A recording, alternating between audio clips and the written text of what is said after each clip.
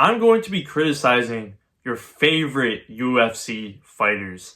Well, not really. So there's this guy that has made a video criticizing a bunch of UFC fighters, and to be honest with you, I don't know if this dude was trolling or not because his takes were pretty garbage, but I thought I'd kind of just go through each and every take that he's had. So I pretty much just made a whole Google Doc of every fighter, and pretty much I put down his main takes on these fighters, and I just want to go through them and pretty much give my opinion on these takes, if I think they're right, if I think they're wrong, if I think they're complete bullshit.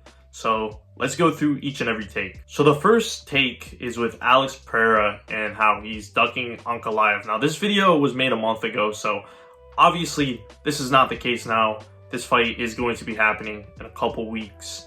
Now, prior to that, I don't think Pereira was ducking Ankalaev. I really don't think he was. He's been wanting this fight. Now, I believe they were trying to set up this fight, but I believe Ankalaev wanted to fight in Abu Dhabi. I don't know if that's really true at all, but I think they've been wanting this fight to happen. I think the reason why they decided to go with Pereira versus Roundtree is for a couple reasons. I think they wanted to see how Ankalaev was going to do against what's his name again, Rakic, I think that's his name. So I think they just wanted to see how he was going to do on him. And I mean, the fight itself was a pretty good fight. I think Ankalaev looked really good. Some people called that fight boring. I don't really think that fight was boring, to be honest with you, and it wasn't really Ankalaev's fault either way. I think it was on Rakic because he just kept backing up during the fight. But also, I think they wanted to give Pereira another title defense because let's just say worst case scenario, Pereira loses to Ankalaev. That kind of justifies Pereira getting a rematch because, I mean, he's had 3 title defenses, and in my opinion, I'd say like 3 or more title defenses kind of guarantees you a rematch. So that's why I think they set up that fight between Pereira and Roundtree, but no, I don't think Pereira is ducking at all. So the next one is with Adesanya and how he's not even a top 10 striker, and he has fraudulent boxing, and he only has kicks. Now, this take doesn't really make that much sense because when we're talking about striking in the UFC, I don't know about you guys, but I think striking just means, you know, using both your hands and your kicks. Because in that case, obviously, Israel Adesanya is in the top 10, like no doubt about it. And if we're just talking about boxing only, yeah, I wouldn't say Izzy is in the top 10 because, well, Izzy is a kickboxer. Izzy relies a lot on his kicks.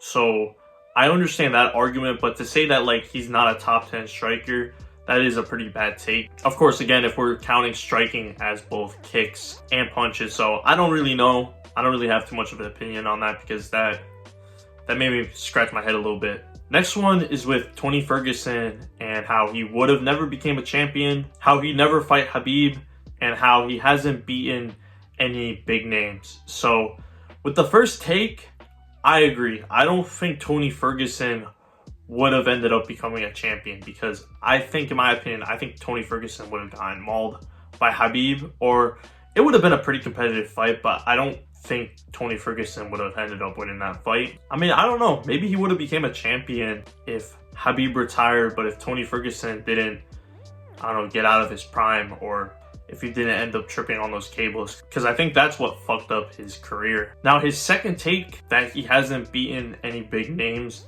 yeah, that's kind of a stupid take. You gotta understand with Tony Ferguson, like, Tony Ferguson is from the older era of lightweight. So at the time, the people that he's beaten, like Donald Cerrone, Rafael dos Anjos, etc., I mean, those were pretty big names at that time, and they were good people. Like, I don't think Tony Ferguson was going up against trash cans. He was going up against really good people. So to say that, I mean, that's a pretty dumb take. Now, the next take is with Sean O'Malley and how he has no charisma, and the UFC is pretty much just shoving him down our throats. I don't really understand that argument with Sean O'Malley. I mean, if you're talking about like, yeah, he's kind of like bland, he doesn't really have that much energy, I guess. But like, as a person though, I think Sean O'Malley is, you know, pretty solid as a guy. I've seen a lot of his podcasts, and you know, he seems like a really chill guy. He seems like a down-to-earth dude. He's not like entirely delusional. I don't know. I think he's pretty entertaining. I think he's just a level-headed guy. Like, I think he's kind of cool. So I don't know. I personally don't understand the hate with him. Now, about like the UFC shoving him down our throats. I mean, I don't know. Like, I don't really think that they're shoving him down our throats. Maybe you can make that argument if he ends up getting the rematch with Murat, because in my opinion, I don't think he deserves it. I think the next fight with Murat should be Peter Yan, but I don't know though. I think Sean O'Malley as a person is cool. Next is Sean Strickland and how he doesn't back up what he says at press conferences. Yeah, that is pretty true. Every time he says, oh yeah, I'm going to go to war with the fans or whatever, and then his fights just end up becoming a snooze fest. I mean, with Paulo Costa, like, that fight was understandable because Paulo Costa just kept backing up. But with Dricus du Plessis, I mean, come on, man. It just didn't really seem like he was in it. Like, I don't know what it is. Like, if I was down on the scorecard, I would start throwing wild, you know what I mean? But to be fair to Sean Strickland, he does that mainly to just sell the fights. So I don't really blame him. When he's saying like, oh yeah, I'm gonna go to war, whatever, he's just trying to sell the fight. He's trying to be entertaining. So I don't know, like, that is a bit of a critique with him though. So I understand that point. Now, next take is with Hamza Chimaev and how he's super unreliable, how he only fights once a year and you can't really rely on him. Yeah, I can understand that point. I mean, I remember when he pulled out with Whitaker, people were just losing their minds. And people by that point just thought that, like, Chimaev, it is just not going to go anywhere. Like, he's just done. Some people even thought like he was going to get cut from the UFC because, I mean, he continuously has been pulling out or doing some bullshit. I'm going to give him the benefit of the doubt because it seems right now he has his life together. I mean, he's been taking his vitamins, his medicines, you know? So I think right now he is in a good position. So I'd really have to see with him versus Dricus du Plessis. I think they definitely need a backup fighter for that. I think that should be Imavov, but I don't know. We're just gonna have to see. Next one is with Max Holloway and how he's a gatekeeper. Yeah, this one doesn't make any sense at all. I thought a gatekeeper was pretty much just someone that's like below the rankings, and it's like, okay, if you beat this guy, that means you're legit, but like you're not getting a title shot or anything by beating this guy though. So pretty much like Anderson Silva. I wouldn't really compare Max Holloway to Anderson Silva because, I mean, Anderson Silva in later in his career, when he was a gatekeeper, was continuously losing. Meanwhile, we've seen with Max Holloway go on these winning streaks. And yeah, he's lost, but like his fights have been for the title. Yeah, he's lost, but a lot of the fights that he's lost have been for the title. So again, that argument just doesn't make sense that he's a gatekeeper. And I have a lot of respect for Max Holloway because he keeps building himself back up to the title, and I could even see that at 155. So no, I wouldn't consider him a gatekeeper. That is a pretty bad take. Next is with Ilia Topuria and how he's overconfident and he talks too much. Not really. Like, yeah, he talks a lot, but I mean, he does back it up though. I mean, he became the UFC featherweight champion, and now he's kind of just vacated his title, and I think he's going to fight Makhachev or maybe some 155er for the #1 contender spot. But I mean, like, that's not really a bad thing though, to be like overconfident and stuff like that. I think Ilia Topuria just really believes in himself. So again, that's a pretty bad take. Now, the next is with Islam Makhachev and how he's not as good as Khabib and that his striking is overrated. Now, to not be as good as Khabib, look, I still think we have to see Islam Makhachev fight like maybe 1 or 2 times more before we can really be like, oh yeah, Islam Makhachev has, you know, taken over Khabib. Like, Islam Makhachev is just way better. Because on paper, like, Makhachev does have a better resume right now, and you could honestly make that argument that he is better than Khabib, and like, I wouldn't really argue with that. But the thing is, it's just about how Khabib has won his fights. I mean, just the way he has mauled his opponents is as if like he took their souls on the ground. Like, it's just difficult to explain. So I don't know. I wouldn't say that Islam Makhachev is worse than Khabib, you know, and even if you were to make that argument, like, I don't know though. I wouldn't say that Islam Makhachev isn't as good as Khabib. I'd say they're pretty much about equal right now. I mean, with Khabib, he is really known for his wrestling and his ground and pound, right? And with Islam Makhachev, although he does have also really good wrestling, I like how he's a bit more of a mixed martial artist. Like, he really does have, you know, the striking as well. And this dude said that his striking is overrated. Not really. I'd say his striking is really good. I mean, he was doing really good in the exchanges with Dustin Poirier, and he did do combat sambo when he was younger. So I mean, like, his striking is pretty good. Yeah, is it like top tier? Maybe not, but like, his striking is still there. Yeah, I don't really think his striking is overrated. Next is with Volkanovski and how he gets in the way of things with the Ilia Topuria versus Diego Lopez fight. Obviously, like, this video again was made a month ago, so now we know that, okay, cool, like, Ilia Topuria has vacated the title, and now Volkanovski is going to be fighting Diego Lopez. So this critique doesn't really matter anymore. And I'm really excited to see Volkanovski versus Lopez. I think that's the fight to make, and I don't really see what other type of fight would be made besides that. So that's obviously a really good fight. I'm really excited for that one. Next is with Dustin Poirier, and this dude has multiple takes on Dustin Poirier. I'm just gonna read them. So he said that he's a cornball, he gets offended about everything, weird, always complaining, sells in title fights. Now the first argument is that he's a cornball. I mean, like, everyone's a cornball in the UFC, bro. Like, I don't know. That's not really that big of a deal. Gets offended about everything. I don't see him get offended that often, so I don't really understand that. That he's weird, he's always complaining. I don't really see that again. Now, I guess when it comes to weird, I'm not gonna lie, his thing with, like, Michael Chandler, that is kind of weird. I don't understand his grudge with Michael Chandler, to be honest with you, especially because he ended up beating Michael Chandler. Like, I think you should kind of just move on with that fight. And I think this dude made the argument as well that when Dustin Poirier, like, wins fights, he's just a completely different person. Like, he's kind of an asshole. I mean, I guess I can understand that. Like, he does get maybe a bit egotistical. Now, sells in title fights, not exactly. So, I mean, like, his fight with Khabib, I mean, like, dude, imagine trying to prepare against Khabib. Like, it's very, very difficult. So for him to kind of just get mauled like that, like, I understand, you know, at one point in the third round, he did get a really tight guillotine. But yeah, that fight, like it is what it is, you know what I mean? I think Khabib was just way better. Now with the fight with Oliveira, I kind of agree, because I really think Dustin Poirier could have beaten Oliveira. I mean, the first round was obviously Poirier's. I think he got a knockdown or two against Oliveira. Like, he was doing really good, and then in the second round, pretty much that was just Dustin Poirier and full guard the whole time, not letting Oliveira work. Nothing much was really going on in that round.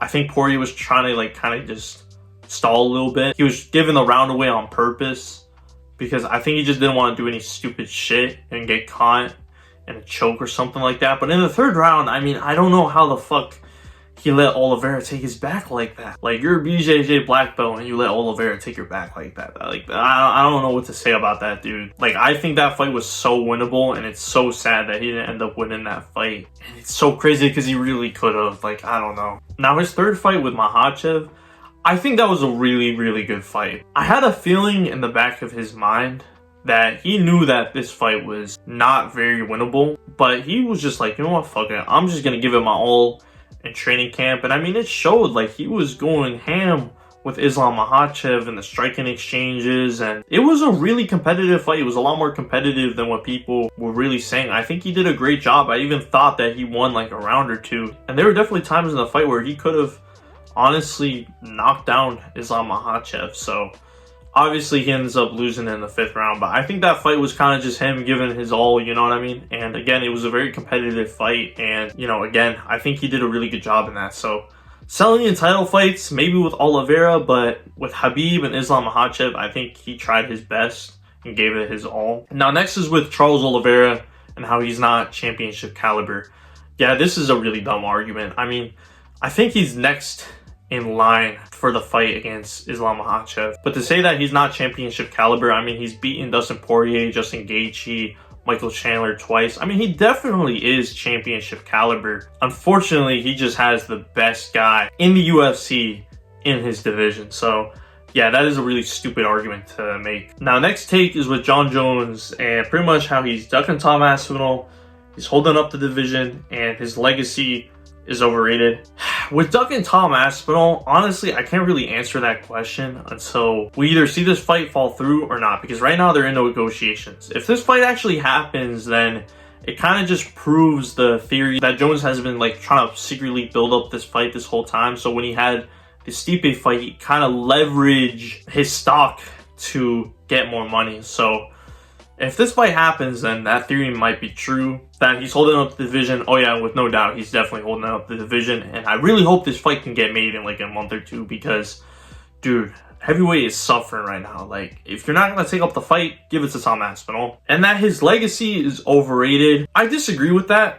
I mean, some people compare him to like the Michael Jordan of the NBA, and I don't really agree with that. John Jones is a great fighter, like don't get me wrong, but to say that he's the Michael Jordan of the UFC, like I just don't really agree with that take. I mean, there's dudes in the UFC that have accomplished as much as him, so to say that, I mean, that's not really true. But to say that his legacy is overrated, I mean, that's not really true. A lot of people make the argument like, oh yeah, he's gone up against like loaded middleweights, and his fights like in 2018, 2019 against the light heavyweight people like Dominic Reyes and Santos, you know, were very close, and he probably shouldn't have even won those fights. But he still has a pretty good resume, and I wouldn't really say that. Like, he is still technically one of the best fighters in the UFC of all time, but to say that like he's the Michael Jordan of the UFC, like I definitely disagree with that. Now next is with Tom Aspinall. This dude has had a couple criticisms. So how he doesn't have much experience, isn't tested, and his ground game is overrated. Now I think this dude meant by like doesn't have much experience as like pretty much most of his fights haven't gone through the second round. So he doesn't have experience in the later rounds, which could be a problem with him against John Jones. I mean, we don't really know Tom Aspinall's cardio.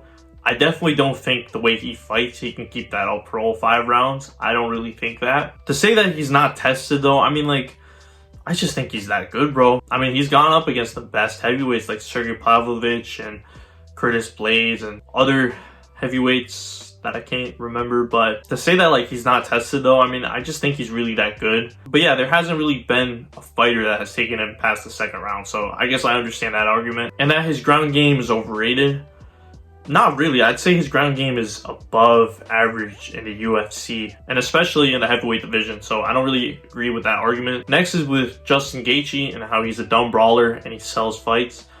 I kind of agree with that, to be honest with you. The thing is with Justin Gaethje that just pisses me off is that he's a D1 wrestler, and it's crazy that he doesn't use that to his advantage. Imagine if he mixed in wrestling as well with his game, bro. Like, he definitely would have ended up becoming a champion, man, because his striking is incredible. He's very strong on the feet. He has very good kicks. Imagine he just wrestled, though. And there have been fights that he's lost where, like, yo, if he just implemented his wrestling, he would have done a lot better. So I definitely agree with that take. Next is with Yuri Prohaska and how, again, he's a dumb brawler. That doesn't really make sense. I mean, yeah, he's a heavy striker, but I think he's shown ground game as well. Like, correct me if I'm wrong, but I think he submitted Glover Teixeira. So I don't know, dude. Like, I think he relies on his striking, but like he could probably take things to the ground as well. So I don't really agree with that argument either. And last is with Chael Sonnen and how he's too good for his own good. And I definitely agree with that. Like, that is definitely true. So there you have it. This is pretty much my reaction to that video of this kid criticizing a bunch of these UFC fighters. At the end of the day, me and you, man, like, we really cannot be criticizing these people that much, because at the end of the day, like, bro, they've made a lot of money for themselves. I mean, they're the top when it comes to MMA. I mean, they're at the top when it comes to life. So a broke motherfucker like me can't just be criticizing them. You know what I mean? It just doesn't really make much sense. But yeah, if you enjoyed this video, make sure to like and subscribe. Also, to join the Discord. Link is in the description below. And remember, my boys, stay active, stay busy, and most of all, stay hungry.